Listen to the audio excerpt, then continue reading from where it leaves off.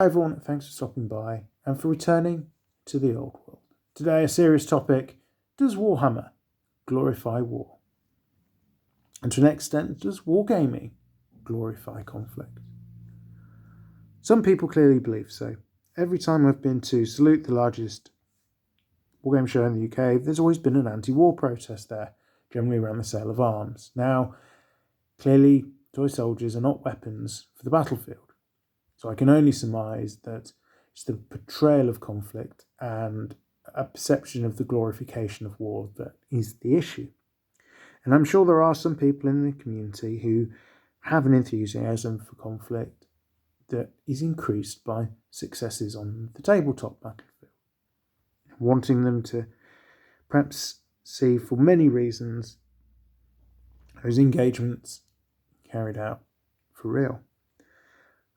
But I don't think that reflects the broader community, certainly from my experience and the people I've met.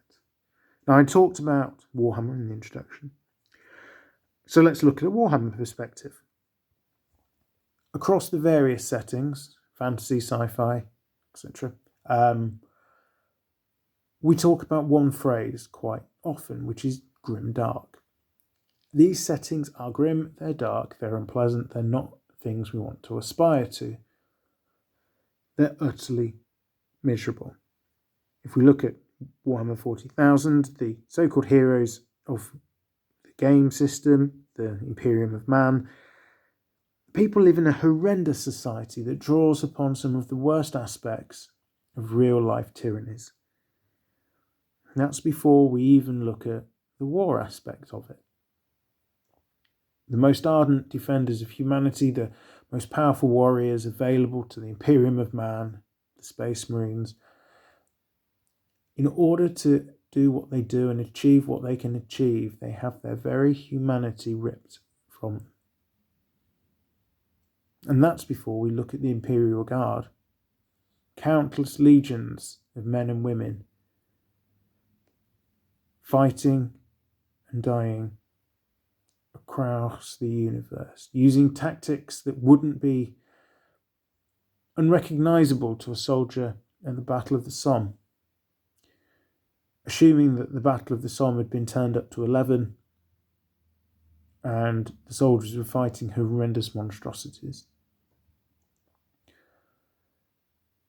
shedding litres of blood and countless lives for the smallest of gains.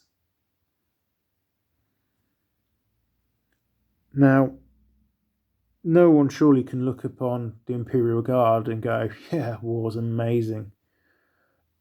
It's so self-evident that it's just far too brutal for that. But from a Warhammer perspective, be it sci-fi or fantasy, there is a shield here, which is, it's all made up. It may be inspired by reality in certain places, but it's taken to an exaggerated degree. It's all fiction. But historical gaming doesn't necessarily have that defense. It's based on things that have happened, either because we're recreating a particular event that did happen, or we're drawing our inspiration from such events to fight made-up scenarios. I think historical wargaming in this sense really is a tool, and it helps us explore the past and understand why people did certain things. A rather benign example might be looking at the deployment of the Allied cavalry at the Battle of Waterloo. I've looked at loads of maps that show the dispositions of the troops at the start of the battle and never really fully understood or appreciated why the cavalry was where it was. Stick it on the tabletop and you can see the models in relation to each other, how the cavalry supports the infantry, and it kind of makes sense. As I say, a fairly benign example. Now, in a one-off game, we can, to a disproportionate level, have games which are fought to the last round and heroic defences and last stands and etc. Because there's no consequences. We're just trying to win a game. Same is not true of campaigns. In a campaign, if we throw away a unit without purpose, there are consequences. And we learn the effect of mass loss through what happens later in that campaign, particularly a well-run one. An example might be looking to turn around a losing position on the battlefield. A player throws their light cavalry into the attack to try and turn things around, a job that those cavalry are woefully ill-equipped to carry out. And as a consequence, they are absolutely battered. Large numbers fall. The light cavalry is all but destroyed. Now, what happens on the campaign front? Well, as the army retreats, it can't put up a light cavalry screen, so it's constantly harassed by the vanguard of the enemy forces. But it also can't scout ahead of itself, which means the eyes of the army are gone. And it runs into an ambush, crushing what's left of the force and bringing the campaign to a swift conclusion. Now, campaigns may also track the economic ability of a nation to maintain its forces, to build new units, to provide new and better equipment. And as infrastructure is damaged through conflict, as the available manpower is reduced, so its ability to make war. And it's not a big leap to derive from that the realistic effects. All of this really is just looking at the economy, stats and figures.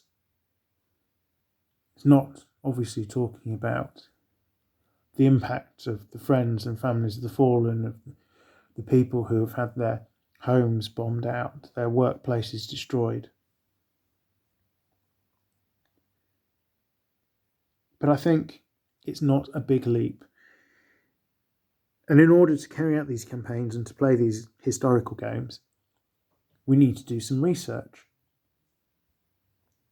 We need to understand what units we're building, what wider organisational structures that we're seeking to copy or to implement.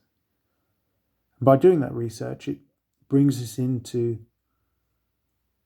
contact with various sources about what it was like for people at the time serving on those battlefields, in those conditions. And a lot of that information, I think, can swiftly dissuade as to the glory of war. I mean, we talk about the charge of the Light Brigade and the heroic actions of the cavalrymen involved. But at the same time, we recognise that the initial order to attack was pretty dumb, and that sense of heroism was bought with a vast quantity of blood. I don't think many people in their heart of hearts would say, I wish I was there that day. Now, we do obviously live in a world of conflict, so we've all heard the harrowing tales of those people caught up in war. And whilst the younger generations amongst us are fortunate not to have been dragged into the full horror of conflict, I doubt many people would push around a bunch of plastic soldiers and think, do you know what, the slaughter of a generation would be amazing right now. We may tell the stories of war and celebrate brave deeds represented by fortunate dice rolls,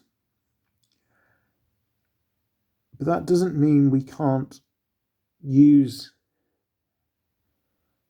what is really, it's our entertainment, as inspiration to dive into the realities of conflict and to try and understand it as best we can, and to mourn the losses of real lives and livelihoods from those killed, those who lost everything or have suffered major life-changing injuries. And I don't think that wargaming, particularly well-researched wargaming, can lead us to supporting a drive for mechanised slaughter in the way that is now possible. I'll leave you with a quote, which is from Otto von Bismarck, not necessarily someone you would think of as a driving force for peace. But he said, "I consider even a victorious war as an evil, from which statesmanship must endeavour to spare nations." And as a wargamer, I couldn't agree more with that statement. I accept that sometimes wars need to be fought, and they can't be avoided. But it is still an evil, and something that is best to not get involved in wherever possible.